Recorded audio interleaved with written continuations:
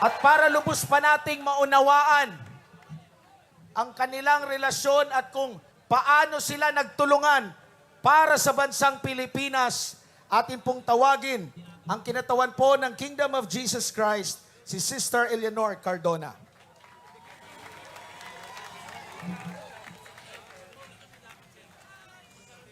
Magandang hapon sa lahat ng nagmamahal kay Tatay Digong dito sa Liwasang Bonifacio. Woo! At sa lahat ng nagmamahal kay Tatay Digong sa buong Pilipinas na nakikipag-isa sa atin sa hapong ito. Live tayo sa iba't ibang probinsya, sa social media. So lahat din ng mga OFW nakikipag-isa po sa atin sa hapong ito. Una sa lahat, nagpapasalamat ako sa pagkakataong ito na makibahagi ng kwento kung paano naging magkaibigan si Pastor Apollo C. Quiboloy at si Tatay Digong. Kumbaga, this is a friendship that is forged in fire. Pagkakaibigang nabuo sa apoy. Bakit? 4 na dekada silang magkasama.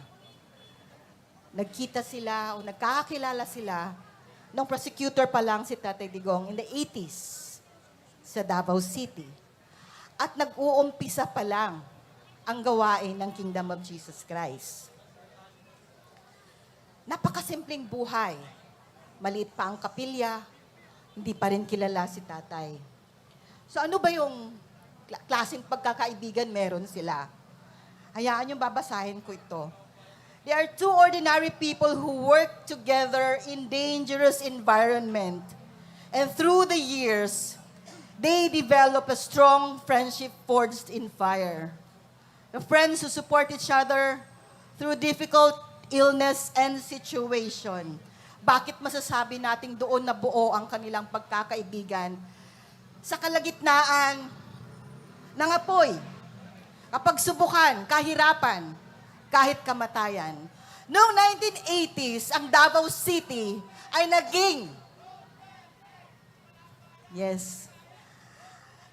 naging laboratory ng CPP, NPA, NDF. Napakagulo. Yung Agdao, kung saan nandoon ang chapel pastor, ay tinawag na Nicaragdao. Araw-araw nagtutumbahan ang mga pulis sa daan. Kasi may mga Sparrow units ang mga CPP, NPA, NDF, NPA pa noon. Ganon ang sitwasyon ng Davao. Natatawag din na Nicaragua, Nicaragdao at Maanagua. Magulo. Walang gustong titira sa Davao City. Dahil takot. May takot. Kahit sa kapilya ni Pastor, may mga pumupunta doon at tinatakot ang mga misyonaryo. Lalagay ang 45 sa harapan at pinapapili. Baril o Biblia? Ganon ang Davao. Tumakbo si Mayor bilang Vice Mayor at muli siyang dumalaw sa pananambahan ng Jesus Christ. Sa madaling salita, nanalo si Mayor bilang Vice Mayor noon hanggang naging mayor ng 3 terms, hanggang naging congressman, at naging presidente ng bayan nating Pilipinas. At mula noon hanggang ngayon, magkakasama sila ni Pastor. Ano bang klaseng kaibigan sila? Sabay silang maglaro ng golf. Ganon kasimple ang buhay. Sabay silang nagmo-motor, nagbo-biking, magbi-big bike. At si Mayor din ang nagturo kay Pastor na maging piloto. Piloto silang dalawa. Nag-aral sila para maging pilot. Pero nung mag-solo flight na si Pastor, sabi ni Mayor, Pastor, sabay ako. Dapat nandyan ako. Pero hindi talaga dumating yung panahon na yon. Hindi nakapag-solo flight si Pastor hanggang ngayon. Kasi sabi ni Mayor, Pastor, delikado pag mag-solo flight ka na magpiloto sa aeroplano. Pag bumagsak yon, patay ako sa milyon-milyong members ng kingdom. Hindi nila ako mapapatawad kung mawawala ang pastor nila. So, ganun sila magkakasama. Sa Davao City, sinabi ko ngang magulo. Pero habang umuunlad ang Davao City. Umuusbong din ang gawain ng Jesus Christ. Kambal sila. Magkaiba man ang landas, magkaiba man ang kanilang ginagawa, magkaiba man ang misyon nila sa buhay. Dahil si pastor ay naging pastor, tagapag-alaga ng kongregasyon, ng kanyang mga tupa, si Tatay Digong naman ay naging ama ng syudad ng Davao. Umunlad at lumago ang Kingdom of Jesus Christ, kasabay ng pag-unlad at paglago ng Davao City. And through it all, magkasama sila. Nakita namin kung paano ang pagmamahal ni Tatay sa mga taga Davao City. Alam ko nakita nyo rin kasi naramdaman din natin nung siya ang naging presidente natin dito sa Pilipinas. Nung may baha sa kanilang lugar, nauunang si Tatay nandoon. Alam natin kung paano siya naging taxi driver para malaman niya na talagang ligtas ang lahat ng mamamayan tuwing gabi. Alam din natin kung paano siya ang unang pumunta doon sa Tacloban, nung panahon ng Hayan, hindi pa siya presidente. Davao City Mayor lang siya. Pero siya ang unang official na pumunta doon sa Hayan. Kasabay din ng Children's Joy Foundation, na foundation ni Pastor, upang tulungan ang ating mga kapatiran na nasalanta ng Baguio doon. Mga kababayan, si Pastor at si Tatay Digong, they are ordinary people. Kaya nga sinabi, God calls ordinary people to do extraordinary things that God has destined them to do. Destiny. Tadhana. Tinadhana na silang dalawa na maghalos magkakambal ang kanilang misyon sa buhay. Si Pastor, tagapangalaga sa spiritual, nagbabago ng mga tao na tunay na pagbabago mula sa puso. Si Digong, din ang nag-aalaga sa mamamayan, una sa Davao City. At alam ko, na-experience natin yan dito sa buong Pilipinas. Nagpapasalamat tayo dahil may isang Rodrigo Duterte na tumayo laban sa terorismo, nag-una doon sa Davao. At nung nangyari ngang naging presidente siya, nilabanan din niya ang terorismo, katulad din ni Pastor, na inilaan niya ang laban kasama ang bayan upang masugpo ang insurhensya na nagpapahirap sa ating bayan. Merong isa nakipaglaban, ang ating presidente, at ganun din si Pastor. Nakipaglaban ba siya sa droga? Alam natin kung paano siya tumayo, paano siya nanindigan sa katotohanan. Sa Davao City pa man hanggang ngayon, kung ano yung bahay na tinitirhan ni Tatay Digong nung mayor pa siya hanggang naging presidente siya. Pareho lang ba ang bahay niya? Nakatira ba siya sa parehong bahay pa rin? 30 years na, nire-repair lang niya. Si Pastor, kahit lumago ang Kingdom of Jesus Christ, walang ni isa mang ari-arian na nakapangalan kay Pastor. Ganun pa rin, namumuhay na simple, although pinagpapala talaga tayo ng dakilang Ama, pareho silang hindi bumigay sa pera, hindi nababayaran ang kanilang paglilingkod at serbisyo sa bayan.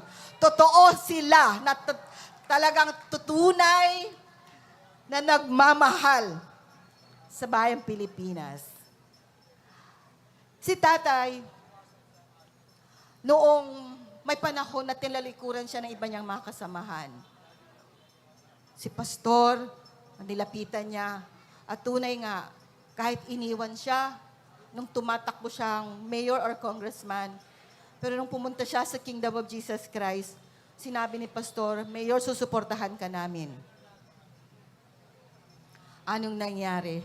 Lahat ng members tumulong, lahat ng members lumakad, lahat talaga ng Kingdom of Jesus Christ sumuporta. Kaya landslide win pa rin si Tatay. Walang makakatalo dahil alam natin kung anong klase pamumuno meron si Tatay Digong. Katulad ng twin bombing sa Davao City noong 2003 sa pier at sa airport, kaya naitatag ang Task Force Davao. Unang-unang pinakilala ni Tatay ang mga militar sa Kingdom of Jesus Christ. Hindi kami sanay na makipag-usap sa mga military. Pero dahil kay Tatay Digong, inintroduce niya yung Task Force Davao, binuksan ng Kingdom of Jesus Christ ang compound namin para masuportahan ang task force at ang mga leaders ng Kingdom of Jesus Christ, pinasanay ni Pastor, training sila ng basic military training para maramdaman namin kung ano ang buhay ng military, kung ano ang buhay ng sundalo. Gusto ni Pastor na madama din namin kung paano ipagtanggol ang ating bansa. Pareho sila nakatagtatanggol sa ating bayan. Kaya nagpapasalamat kami sa lahat ng taon, mag-aapat na dekadang magkaibigan si Pastor at si Tatay. May mga panahon na magkaiba sila ng prinsipyo. May mga pagkakataon na hindi sila nag-iimikan. Tunay na mga kaibigan, pero kasi naninindigan sila sa bawat isa nilang paniniwala. Pero mga kababayan, alam niyo ba, kahit iniisip ni Pastor na hiwalayan si Tatay Digong, gusto na ni Pastor na kumalas. Dahil alam naman natin kung anong klase ang lingwahe ni Tatay. Anong klase ang buhay niya, hayag naman yan. Si Pastor naman, iba naman ang landas na tinatahak niya. Gusto man niyang humiwalay. Pero ito ang patotoo, na si Tatay Digong palaging ipinahahayag ng ating Diyos sa langit kay Pastor na huwag niyang iwanan, kay palagi niyang suportahan, kahit minsan labag na sa puso, pero hindi nakakatulog si Pastor. Meron talaga, kasi merong mensahe palagi ang dakilang Diyos. Kaya 18 years bago naging presidente si Tatay, pinahayag na siya kay Pastor, naglalaro sila ng golf. At nasabi ni Pastor, Mayor, nanaginip ako, nasa Malacanang ka, may kausap kang mga general. Palagay ko magiging presidente ka kasi yun ang nakita ko. Sabi ni Mayor, ako Pastor, wag yan, di natin kaya yan. Dito lang tayo sa Davao, hanggang syudad lang ako. Pero natupad ba ang panaginip ni Pastor? 18 years pa bago naging presidente noong 2016. Ipinahayag na si Pastor at alam natin kung gaano nilait si Tatay. Kung ano ang paglalait niya tanggap ni Pastor sa ministry, kulto si Kibuloy, nangangabuso si Kibuloy, nagmemera lang si Kibuloy, bula ang propeta si Kibuloy. Ganon din si Tatay. Ano ba si Tatay? Kriminal, ang bababae, bastos, di ba? Probinsyano, baduy. Anong klase ba yan? Dapat ba siyang maging presidente ng ating bansa? Ngunit dahil kinasihan siya ng Diyos, ordained siya talaga ng Diyos, kalooban ng langit na siya maging presidente ng bansang Pilipinas, dininig talaga ang dalangin, natupad ang pahayag na binigay ng Diyos kay Pastor Apollo Kibuloy. Pinagamit ni Pastor ang resources ng kingdom. Alam natin walang budget si Tatay.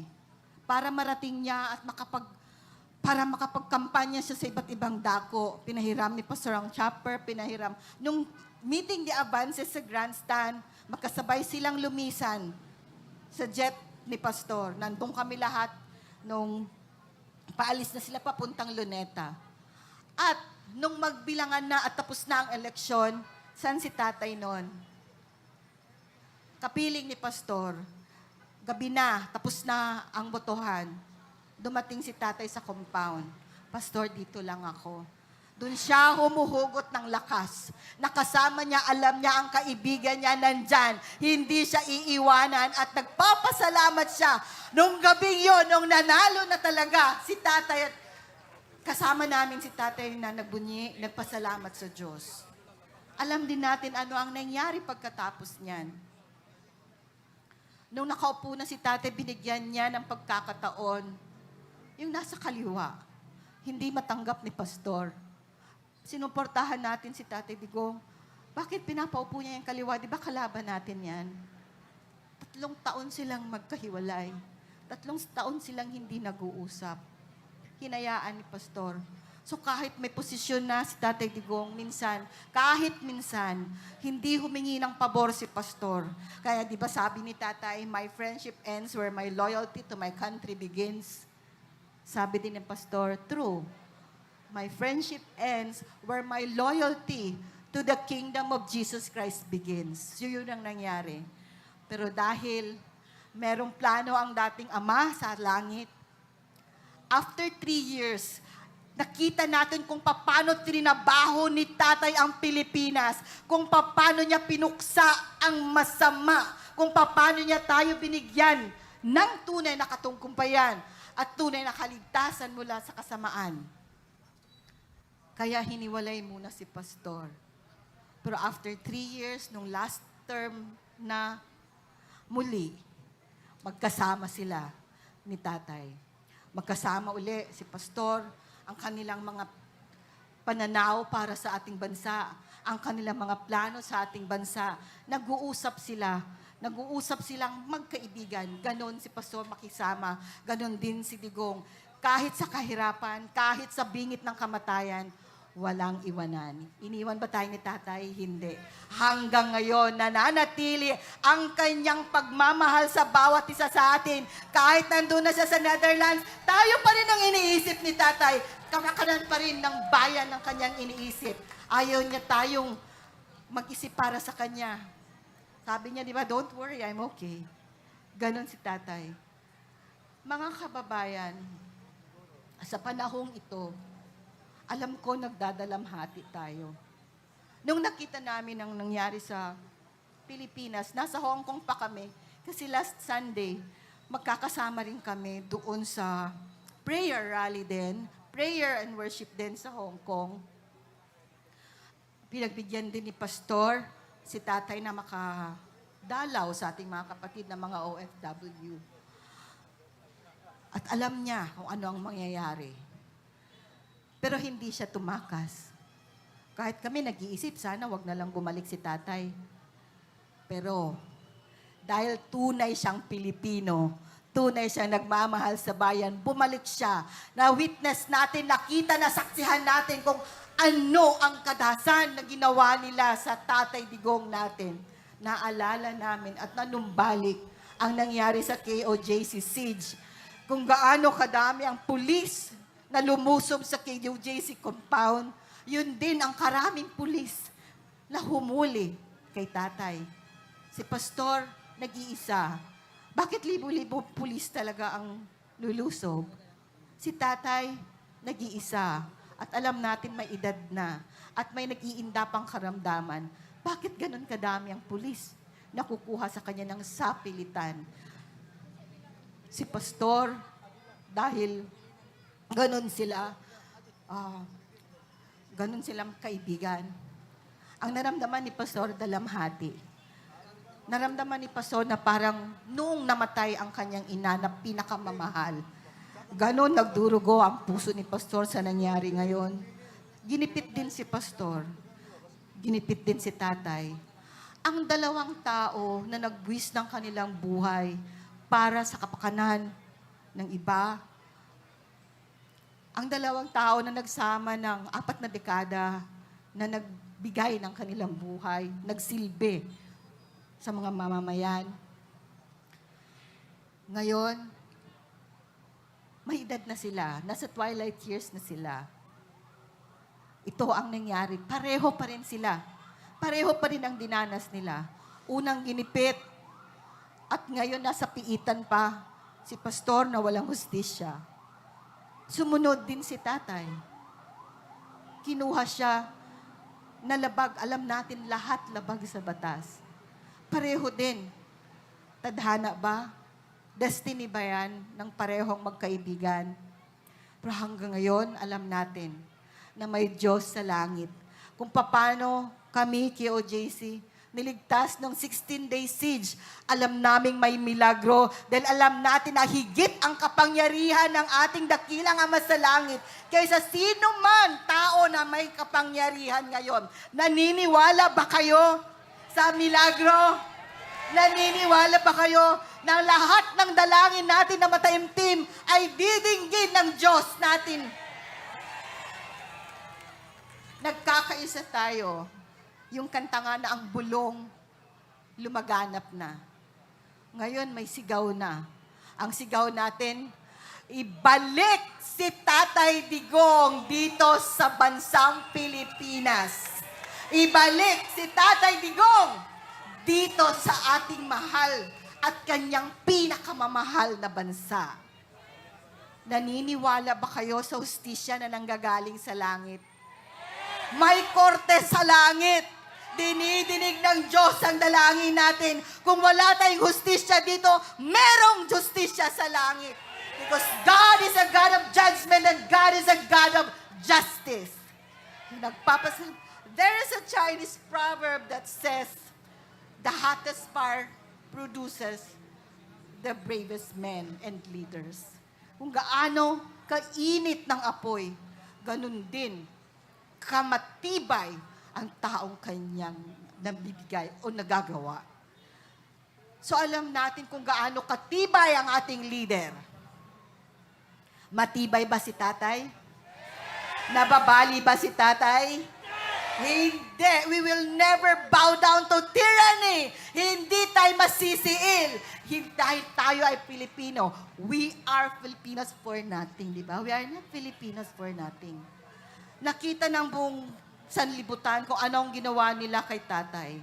Ngayon, bilang mga mamamayang Pilipino, ipakita rin natin sa mundo, kahit may sakit, kahit may dalamhati, kahit may puot, pero nananatili tayong matibay sa ating paninindigan. Nananatili tayong maninindigan sa katotohanan at ipaglaban ang katotohanan. Hindi tayo magugulo dahil pag-ibig ang susi ng lahat. Pag-ibig sa Diyos, una sa lahat, sa bansa at sa kapwa. Yon ang tinuro sa amin ni Pastor kahit noong 16-day siege, alam namin nasa bingit kami ng kamatayan. Pero nasaksihan ng buong mundo kung paano kami tumayo. Wala kaming armas. Ang armas namin ay dalangin, pagpupuri, pagpapasalamat at pag-ibig. Dininig ng Diyos ang aming dalangin. Hindi niya kami pinabayaan. Hindi pa tapos ang laban. Patuloy pa rin ang laban hanggang makamtan natin ang tunay na pagbabago, tunay na kalayaan, tunay na katagumpayan. Sa mga kababayan kong Pilipinas, nagkakaisa tayo dito. Walang relihiyon, walang pananampalataya, kahit anong pananampalataya natin, kanong estado natin, anuman ang partido natin, kapwa Pilipino tayo. Iisa lang ang ating bandila. Iisa lang ang nagwagayway na bandila natin. Nag-iisa ang Pilipinas. Bakit nangyari ito? Upang muli tayong magbuklod-buklod. Upang muli tayong magkakaisa. Dahil nahati tayo sa nakaraang administrasyon o ngayong administrasyon. Nagkahati-hati tayo. Nawala yung unity. Nawala yung continuity. Si Tatay Digong din ang gagamitin upang muli tayong magkakaisa para muling mabuo ang bansang Pilipinas, upang muli tayong magmahalan at magkaisa. Yan din, siya rin ang nag-alay ng kanyang buhay. Alam niya ang mangyayari, pero hinarap niya yan ng buong tapang. Hinarap niya yan dahil mahal niya tayo. Mahal niya tayong lahat. So sa pagkakataong ito,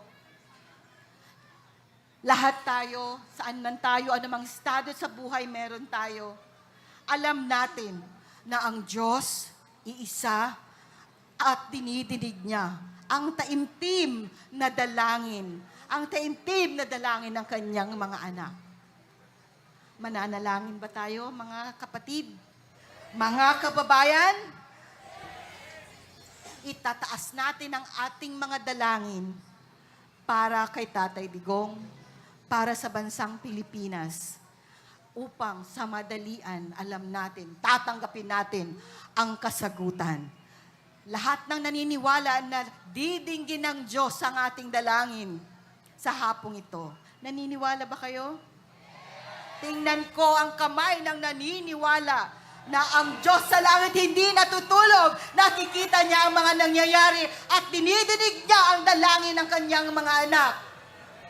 So sa hapong ito, sa unang dalangin, hinilihin ko ang lahat na tumayo bilang paggalang ilagay natin ang ating mga sarili sa presensya ng ating dakilang Ama.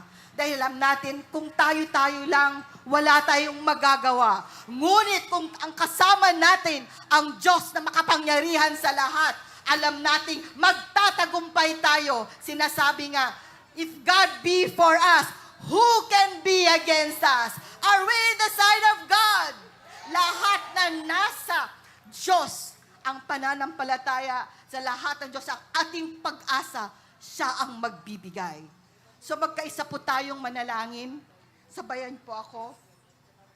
Ama namin makapangyarihan sa lahat, ang Diyos namin manwika ng langit at lupa. Ikaw po ang amakda ng lahat, aming Amang Jesucristo. Sa pagkakataong ito, narito po ang lahat ng nagmamahal sa iyo sa ating bansa at lalong-lalo na sa aming pinakamamahal na dating presidente, Pangulo Rodrigo Roa Duterte, na naging mabuting ama sa bansang Pilipinas. Siya ay naglingkod ng tapat sa bayan, tunay na nagmahal sa Pilipino, at binigay niya ang lahat para sa kaiunlad ng bansa. Nilabanan niya ang masama upang maging ligtas kami sa kapahamakan at kriminalidad. Sa likod po ng lahat na nangyaring pag-alay niya sa kanyang buhay, nasaksihan po namin ang nangyaring karahasan at sa pilitang paghuli sa kanya, kinuha siya sa amin. Kaya ngayon, nagluluksa ang bansa. Ngunit alam namin, dakilang Ama, Diyos namin na makapangyarihan sa lahat, na hindi po ninyo hahayaang mawalang lubusan ang pananalig namin sa batas. Bagamat dumaan man kami ngayon sa panganib at kawalang katarungan, naniniwala kami at nananampalataya na ang inyong kapangyarihan ay mananaig sa aming kalagitnaan. Magkaisa po kaming dumudulog at nananalangin.